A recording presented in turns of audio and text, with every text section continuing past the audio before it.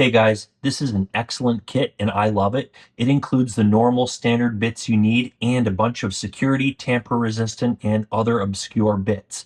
Today we're going to be looking at the NEIKO 101 piece security bit set and ratcheting screwdriver. Let's take a look at the features and each bit type. So the model is NEIKO 182A. Now, check the link in the description of this video for where you can pick this up. Now, one of the things I liked about this is that this kit is affordable.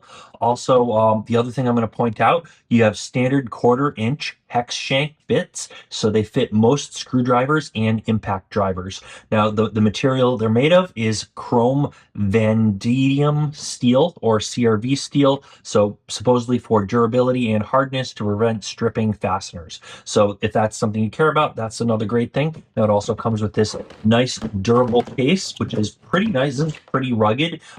This thing on the back is actually starting to break. Not sure if that's because I broke it or what, but it's still holding up pretty nicely and it is pretty durable. Now, the other thing I'm going to point out before we get into the actual bits included in the kit is this ratcheting screwdriver. So it, in the center, it can stay locked in just like a normal ratcheting screwdriver. You can turn it like this. It ratchets one direction, turn it the other way, ratchets the other direction. Pretty standard stuff. Now, note the ratcheting screwdriver handle that I have right here. This is different from, if you go and look at this product, this same product that I ordered on Amazon years ago. This was a few years back when I originally got this, and the handle they have now for this exact same model kit is a little bit different. So this handle I have, I think this is a little bit better. It's a little bit different from what they currently have available, so just be aware of that. Yeah, it does come with a magnetic tip in here, but let's just jump right in and start looking at all the bits that are included here. So we have our standard Phillips bits starting with 0. We don't have the smaller. So one thing I should make sure to point out, this is not a precision set. So it doesn't have all the smaller bits. So you still might want to have a separate precision screwdriver kit. And I'm actually going to review one of those after this kit. So stay tuned for that. I'm gonna put out another video on one of those kits soon. But yeah, it only goes as low as 0 for Phillips head, which is for smaller things, but not super small precision stuff like cell phones and like eyeglasses and stuff like that. Anyways, 0, 1, and then it has 5 number 2s because they're the most common. So if you lose one, you get stripped, ruined, whatever else, you have a few others to replace it, and it's got a number 3. So after that, you have Posidrive. These look similar to Phillips head, but they're different. So you have sizes 0, 1, and a bunch of 2s, and then a 3, right? So yeah, that's Posidrive. You can see it's a little bit different there. Almost the same thing though. So next you have your slotted screwdrivers right down here. So there's a line down the middle separating these. So we're going to go through the stuff on this side and then the stuff on this side, right? So you have slotted.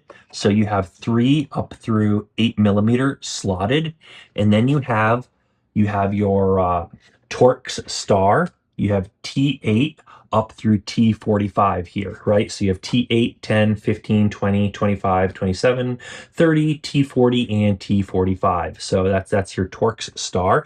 Then you have Torx star tamper-proof, all the exact same stuff, except you see they have a little hole in the center, making them tamper-proof. So if you only had Torx, which is way more common, you wouldn't be able to remove screws that require this type. But if you have this type, you can pretty much remove any of them. Anyways, next we have hex. So we have first of all we have hex metric, right?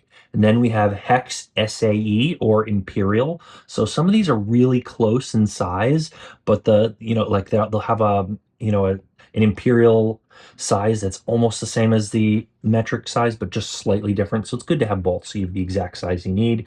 And then we have SAE or imperial security hex bits. And then we have metric hex bits that are security. So so for the hex, there are 4 types of hex bits. We have metric, SAE, then we have security metric and security SAE. Now, next thing we have right up at the top here, we are going to have square or Robertson. We have size 0 through 3. So below that we have spanner. So these are interesting. These are a little obscure. These are mostly, I think, for security purposes. See, he has these two little things that fit in two holes. We have four different sizes for those. It's kind of obscure, but I'm sure you've seen these around somewhere. We have sizes 4, 6, 8, and 10 for that. And next, after spanner, we have torque. Now that's not torques like Torx, like the torque star we have over here, but this is torque like Torq. These could also be called torque set, torque or torque set, and these are used in like automotive and aerospace industry, and they're for applying like a consistent torque. There's a whole lot more to know about them, and that's a whole other can of worms to get into. I might want to make a separate video on that. They deserve their own separate video. So now down here we have these have three instead of four things sticking out on the sides. These are three pronged, if you want to call them prongs, but these are called tri-wing. Now there are three different types of bits that have three things sticking out on them. Tri-wing is one. It's similar to tri-point or Y-type, but it's different. So this is tri-wing, not tri-point.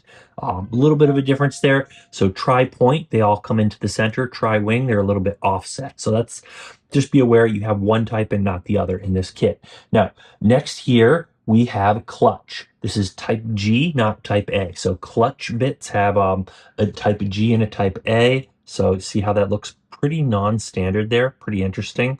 But yeah, this is yeah, type G. Now, the next one we have here is spline, right? They labeled this as spline on this description for this item, but this has 12, you'll notice it has 12 points on it. So yeah, this is this is 12 point triple square XZN, not double hex or the 12 spline flange. So there's three types of bits that have 12 points on them. One is made by overlaying basically three square shapes, and another is overlaying three hex shapes, and another is three triangles, right? And that will basically affect the angle of these little spines or whatever on this. So basically the shape is slightly different. So there's three different types that look almost the same and have three little knob things sticking out on it. They're all three types are different. So yeah, this one is the triple square XZN. So this is basically three squares to form the shape of this star that this is. You basically take three squares and overlay them over each other, not hex or triangles.